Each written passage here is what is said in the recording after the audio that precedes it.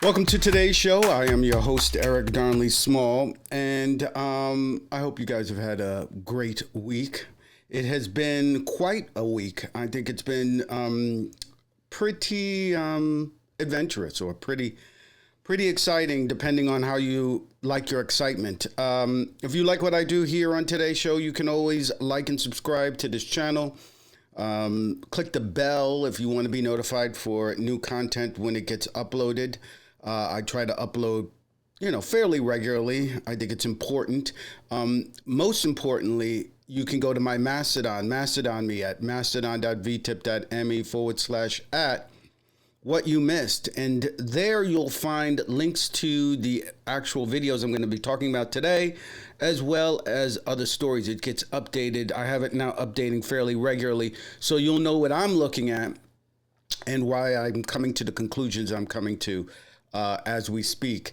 In addition, I've started a TikTok, tiktok.com/@ Eric D. Small. You can like and follow videos there.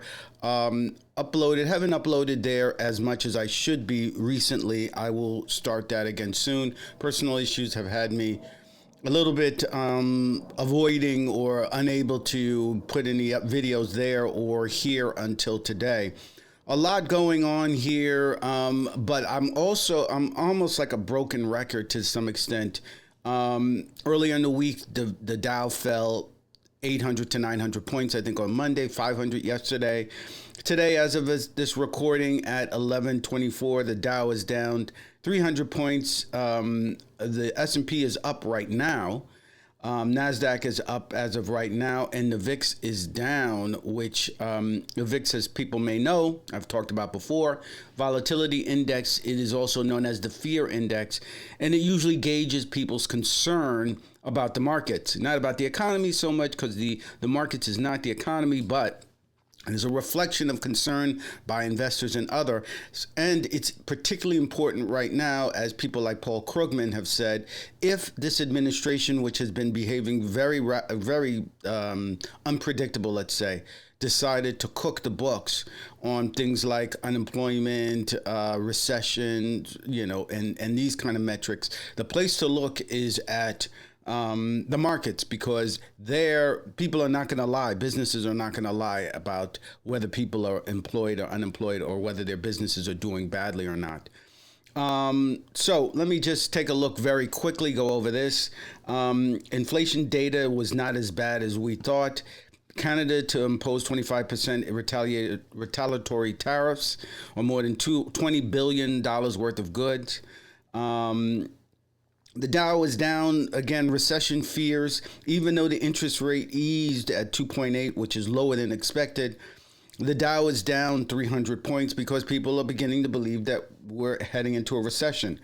Steve Mnuchin made this comment here. People are overreacting a bit to the Trump policies.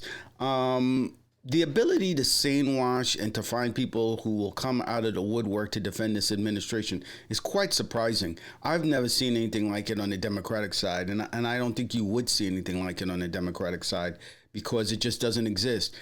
What Donald Trump is doing, and you had, which was very interesting, I could have had that video. I might add it to this video, edit it in. But you had the Commerce Secretary doing his best Baghdad Bob impression that I've ever seen on Monday, because he is, of course, going after renewable energy. That is, of course, we're trying to use, moving away from fossil fuels to renewable energy, both cost effective on the consumer side as well as good for the environment. He's going after that. Of course, he wants to make fossil fuels great again and global warming great again. So he's going after that. In addition, he is going nuts praising Donald Trump on how great this economy is doing and how it's roaring. Of course, what people have also picked up is that he's a guy who went out and said there's no chance of a recession, while Donald Trump in an interview on Fox News said, well, I'm not so sure. So They can't even get their story straight. This administration is so bad. But to see someone like Mnuchin, who, was Treasury Secretary and is considered a serious guy, to try to sane wash how poorly this administration is going, is pretty shocking, and probably something that is you only see on the right. And it goes on to reaffirm this sense of this administration and the Republican Party moving towards authoritarianism. Baghdad Bob, that reference, if people don't know, was the mouthpiece of Saddam Hussein during the Iraq War at the very beginning, during shock and awe. And as U.S. troops were cutting through the Iraqi forces like a hot knife through butter, the mouthpiece of Saddam Hussein, of the government, came out and talked about how the Iraqi forces were beating back the U.S. forces that were invading. Meanwhile, you had, tanks literally riding in the streets, and within days you had Saddam Hussein's statue fall and people beating it over with their slippers, with their shoes, as a show of hatred for Saddam Hussein. But the fact that you would have the mouthpiece, the guy who speaks for the administration, come out and say things that were demonstrably untrue at the time was laughable for Americans to watch this, because we knew how poorly the Iraqi military was handling the shock and awe campaign. That is what's going on today.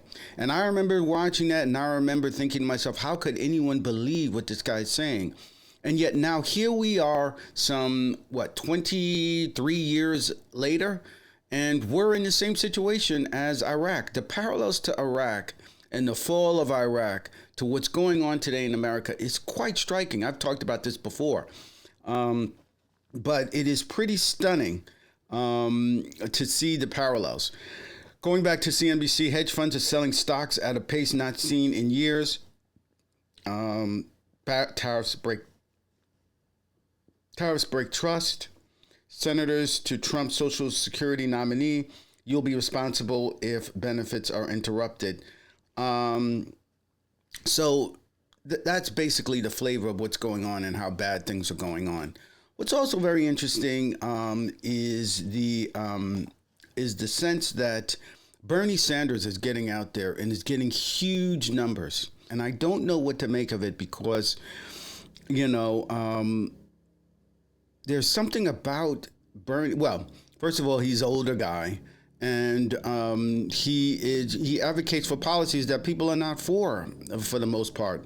But at the same time, we know that most people who did not vote for Bernie or couldn't get Bernie in voted for Trump. So he's got something going on with the American people that I just don't know who else could tap into that, or if it's something that is long term, it's something that you can tap into at all. Democrats can benefit from. I don't know, but we need somebody out there doing what Bernie is doing. Thank God he's at least doing it. Looking at my Mastodon, as I've told you guys, mastodon.vtip.me/@ what you missed. That's the place you want to go to see all the stuff that I'm talking about today. And just to remind you how important it is what we're seeing, because this gets updated regularly. So let me just say, as of course right now, we're talking about the UK, or the EU is hitting us with retaliatory tariffs, because Donald Trump hit with tariffs on Europe, and as Paul Krugman has said, the EU is no Canada. These are going to really hurt.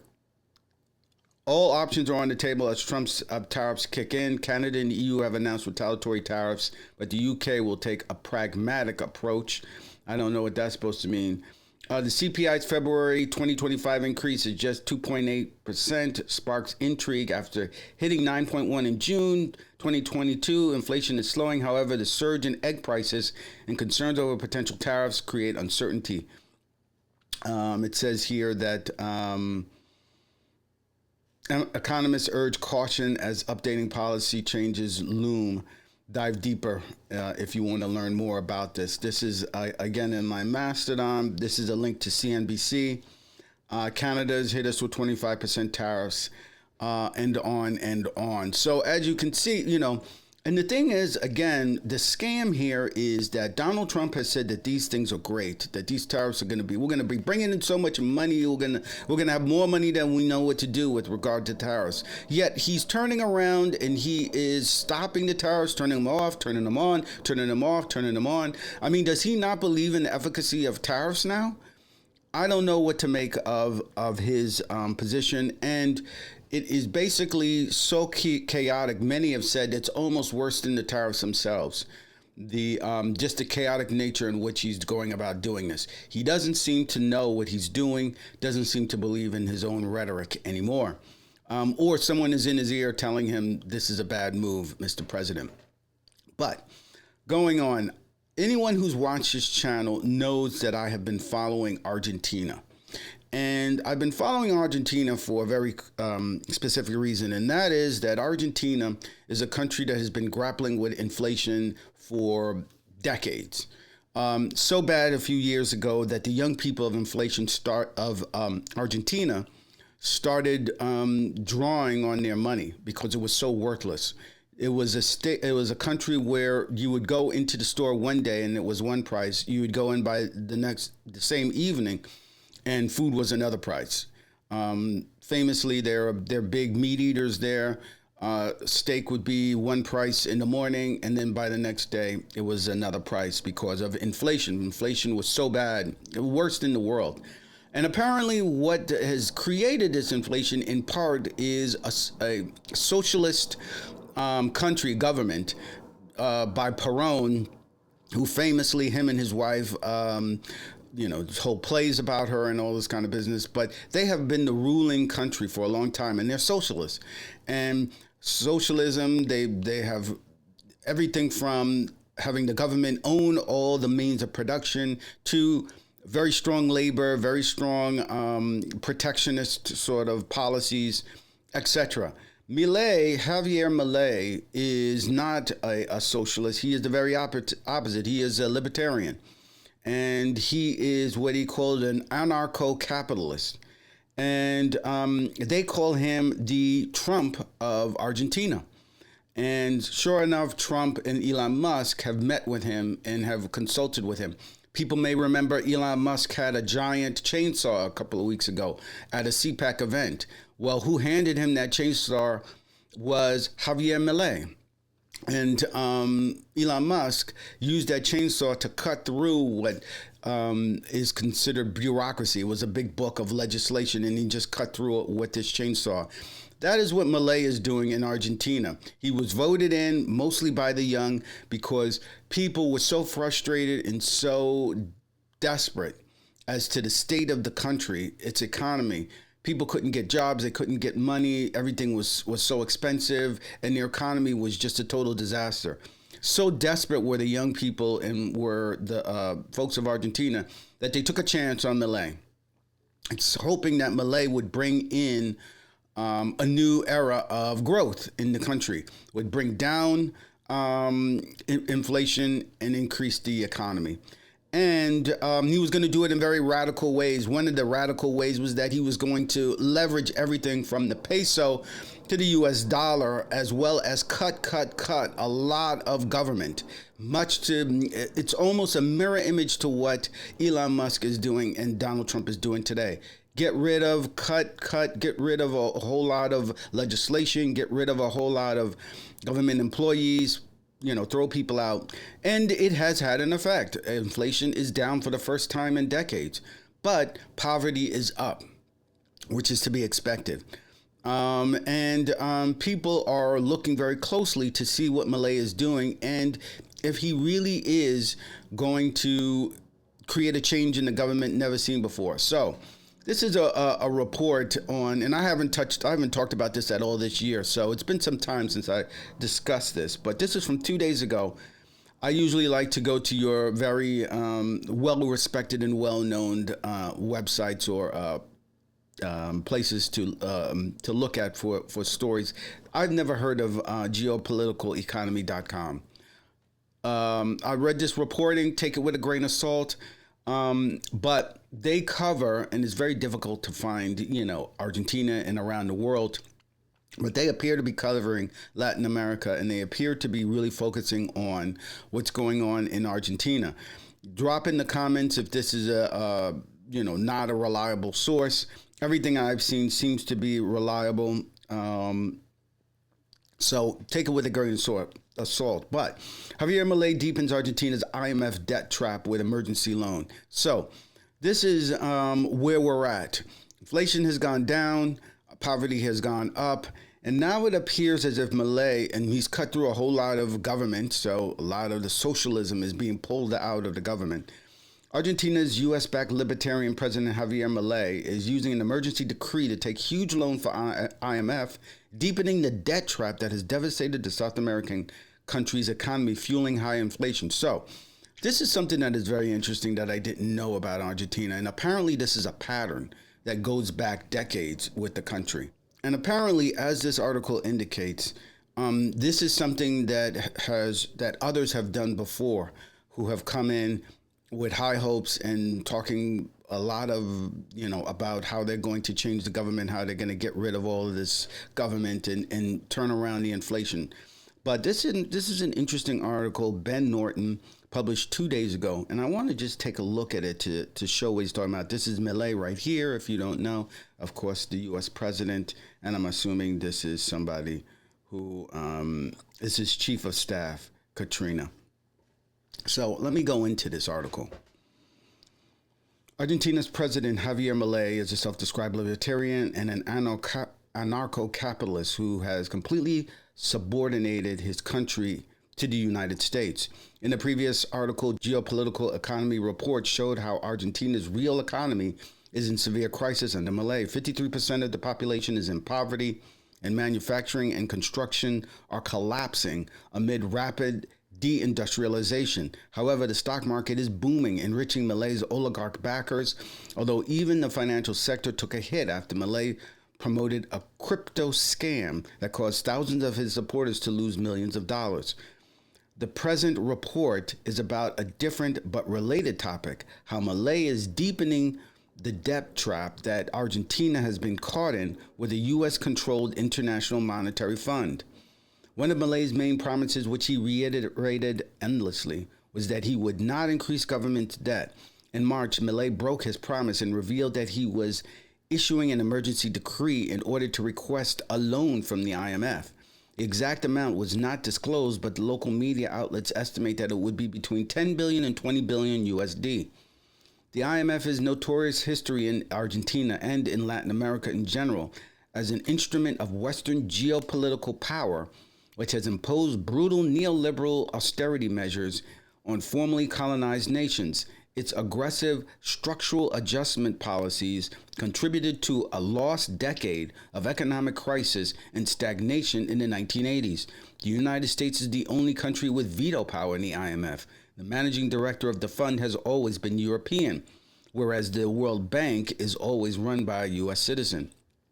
In Latin America, the IMF is widely seen as a symbol of neo-colonialism. Although Milei cynically poses as a populist who is supposedly challenging the established political class, his IMF bailout epitomizes how he is continuing the same old neoliberal policies of the elite right-wing presidents who have come before him. Argentina has been trapped in odious debt for decades, following a consistent pattern. Corrupt right-wing leaders come to power and they take out massive loans from the IMF in an attempt to strengthen the currency and stabilize the economy and facilitate capital flight for their super-rich oligarch backers. This traps Argentina in an unpayable debt, and foreign exchange reserves run low until the South American nation no longer has enough dollars to service the debt, which causes high inflation. Inflation crushes the purchasing power of the working class because average Argentinians are paid in pesos, whereas the rich hold their wealth in U.S. dollars. So people vote for a left-wing government that tries to pay off the IMF debt, as progressive Peronist Kushner did in 2006. Kushner said that due to the IMF debt, quote, the result has been exclusion, poverty, destitution, and the destruction of our production apparatus. Kirchner reduced Argentina's external public debt from 68.5% of GDP in 2004 to 21.8% in 2007. Argentina's leftist president Cristina Fernández de Kirchner followed, governing from December 2007 to December 2015. She also forcibly rejected the neo-colonial IMF. Under CFK, Argentina's external public debt continued to decline, reaching 13.9% of GDP when she left office. Despite baseless conservative talking points about supposed fiscal profligacy by Argentina left, the country's economy was very healthy and debt was manageable under the left-wing Kirchner governments. However, things changed when right-wing multimillionaire oligarch President Mauricio Macri came into power in December 2015. The IMF debt trap cycle repeated. Under Macri's oligarch rule, Argentina's public debt skyrocketed from 13.9% of GDP in 2015 to 43.3% in 2019 when he left office. Inflation under Macri grew significantly as well, from 26.6% in 2015 to 49.2% in 2019, even while he imposed harsh austerity measures, slashing social spending and raising taxes on average working people. As elections approached, his approval rating plummeted, falling 26.8% in 2018 due to rising inflation, poverty, and inequality. So the U.S. government stepped in, meddling in Argentina's internal affairs to try to help Macri win 2019. This was admitted by Donald Trump, top Latin American advisor. He revealed in 2020 that the Trump administration ordered the IMF to violate its own restrictions and give Macri its largest loan in history, $57 billion. IMF economists knew that Argentina would not be able to pay off its debt and that it was therefore odious, but the decision was a political one. It helped the U.S. representative at the IMF at the time, and so happened to be Trump's Latin America advisor, Carón. The right-wing oligarch-owned Argentina media outlet InfoBay, which supported Macri, conceded that this was a political decision. Trump was using IMF to meddle in Argentina's 2019 election. He partially warned Macri to remain in power so the South American country could help the United States carry out its coup attempt against Venezuela's socialist Nicolas Maduro, which was launched in February of 2019. What happened with the huge sum of money that Macri's government received from the IMF? Still to this day, it is a controversial question that is fiercely debated in Argentina. A lot of the money simply provided liquidity to facilitate capital flight for Argentinian oligarchs in violation of IMF's stated policies. Under Macri, capital flight tripled, totaling more than $86 billion from 2015 to 2019, according to the central bank. A mere 100 rich individuals and firms transferred $24.7 billion out of the country, and 1% of Argentina's companies was behind $41.1 billion, or 47.8% of capital flight. Despite Washington's help, Macri was widely disliked and he lost in 2019. However, the enormous IMF debt tied the hands of center-left President Fernandez, who won the vote. Fernandez was basically a lame duck president from the beginning. Even though he rejected the last $11 billion tranche of Macri's IMF loan, Argentina was already trapped in an odious debt it couldn't pay off. Mere months after Ferdinand came into power in 2019, the world was hit with COVID-19 pandemic, which only exacerbated the economic difficulties in Argentina. By 2021, the country had nearly run out of dollars needed to service its external debt, and its net foreign exchange reserves were almost negative. This was one of the main issues for the rapid rise in inflation, which started to spiral out of control that year. Argentina was on the verge of defaulting, which is why China stepped in 2023 and offered a swap in renminbi, also known as yuan, which Argentinians used to pay the IMF. Fernandez's vice president was the former president Cristina Fernández de Kirchner, who publicly stated in 2021 that the IMF loan can be taken by Macri was odious debt and could not be paid. In 2023, CFK declared that the IMF debt is today the principal problem that the Argentine Republic has. She has emphasized we didn't bring it on. Argentina owes more debt to the IMF than any other country by far. Argentina has 41 billion USD in credit outstanding, representing 28% of all debt owed to the fund. The inflation caused by the IMF debt is what led far-right libertarian Javier Milei to power. He capitalized on the anger at the economic crisis in Argentina and offered a symbolic solution: slash government spending to the bone. Milei promised that he would abolish the central bank and adopt the U.S. dollar as the official currency, although he did not implement either of those policies. Now Milei is backtracking on another promise, has vowed to never increase government debt, and is taking on a new IMF loan. In this way, Milei is continuing the same debt trap cycle that his right-wing predecessors, which caused the very economic crisis that catapulted this fringe anarcho-capitalist madman into the presidential pink house.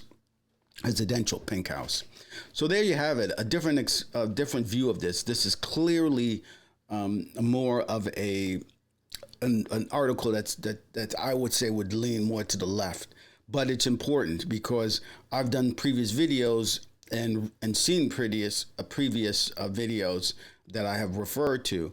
It indicates that the cause of the high inflation in Argentina is the socialism, is all of the programs that are there, the protectionism, the forced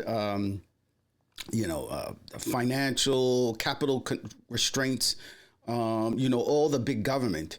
I've been led to believe that much to here in America would be like a Bernie Sanders or Elizabeth Warren view of government is what caused Argentina to fall into inflation, which is, of course, here in America, that's exactly what the conservatives say, is that all of this debt and all of this spending is what's causing us to go into inflation, right? They say that the checks that we got during COVID is what caused inflation. All those checks going to people, bringing up their bank accounts, giving them extra money to spend, which helped the economy and actually turned out to be not inflationary. Actually, I think if you read Paul Krugman and others, they'll say that the supply chain kinks are what caused the inflation. But I'm not going to get into all of that. But the implication has been on the right and here in America that giving people money is bad because it causes inflation. And Argentina was an example of that. Big government social programs wasn't causing inflation. And I sort of took that viewpoint that Milei was going to come in and cut all that government spending, all that protectionism, and help boost the economy. However, this article seems to tell a different story, which is why I read it in its entirety, pretty much. Not actually the entire article is here, but pretty much all of it. And it's important to know that this is another narrative as to what happened to Argentina's economy. Never seen it before. This is actually very fascinating. And it's important because I believe this is going to happen to America. What's happening in Argentina is happening right now as we speak here. They're trying to get rid of as much government, get rid of as much protection for average Americans, and that's going to increase poverty. And that's what happened in Argentina, and that's what's happening now. In addition, loans, one of the things that Argentina can't do that America can do is take out loans. Well, these guys are going to the IMF, which is run by America, basically, and Milei, which is why he was probably at CPAC. He was meeting with Donald Trump so that his guy can sign off on these loans so that the rich in Argentina can pillage the country, basically, neoliberal policies, pillage the country of its resources and of that money as people get poorer and poorer. So what Milei did is what Trump and Musk are doing here today to us. And Milei got in because of desperation of the people, the broken heart of the Argentinian people who were desperate and liked a crazy man, a man who looked like he was willing to do things and was willing to say things that would help the country. People felt like he could see their hurt and had a solution that was different from what had been done before. But in fact, according to this article, it's a scam, just like what's happening here in America. So that's it for today's video. Thank you for joining me, and you'll see me on the next one. Take care, everyone. Hey there, fantastic viewers. Eric Darnley Small here, and I hope you're loving today's episode of What You Missed. You've reached the end of today's show, but don't worry, there's more show coming up. If you're watching this on YouTube, please click the bell so that you'll be notified when more content is available. You can also help the channel by clicking the like and subscribe buttons. It helps the YouTube algorithm find new viewers so that I can keep bringing you all this incredible content you enjoy. But wait, there are more ways to support the show. You can make a contribution through the show's PayPal, which goes a long way in helping produce even better content for you. And consider becoming a part of our growing community by joining our Mastodon site at mastodon.vtip.me/@whatyoumissed for more engaging discussions and exclusive updates. And here's something you won't want to miss. Mark your calendars for our live show streaming on YouTube and stream.vtip.me Monday mornings, 10:30 a.m. Eastern Standard Time. Your support means the world to me, and together we're making What You Missed the best it can be.